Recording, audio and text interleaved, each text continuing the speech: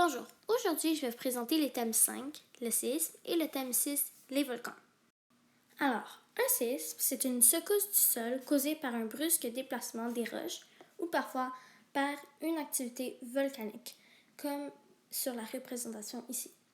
Et on peut aussi l'appeler un tremblement de terre. Pour les instruments utilisés pour mesurer les séismes, on utilise un sismographe qui mesure la magnitude d'un séisme. Voici une petite représentation de l'instrument. On utilise ici l'échelle de Richter, qui, avec les données recueillies du sismographe, on peut savoir l'intensité du séisme, qui est graduée de 1 à 9, 9 étant le plus faible.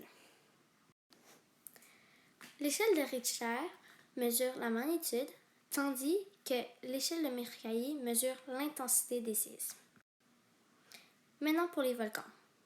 Un volcan se forme lorsque du magma provenant du manteau traverse la croûte terrestre, comme vous voyez dans la photo ici.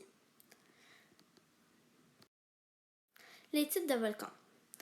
Alors, pour le volcan bouclier, c'est un grand volcan à pente douce, lave qui est peu visqueuse et qui coule facilement et les éruptions sont moins violentes. Maintenant, pour le stratovolcan, c'est une haute montagne avec du magma qui monte très visqueusement et les éruptions sont très explosives. Comme vous voyez ici, la majorité des volcans se situent autour de l'océan Pacifique. On l'appelle alors la ceinture du Pacifique. Maintenant, pour les 3 phénomènes qui peuvent engendrer la formation des volcans. Premièrement, la zone de subduction, qui veut dire quand une plaque glisse sous l'autre.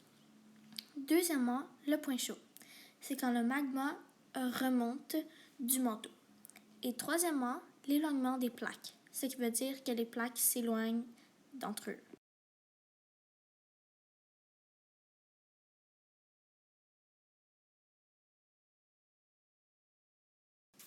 Merci pour votre attention. J'espère que vous avez appris plus sur les volcans et les séismes. Merci.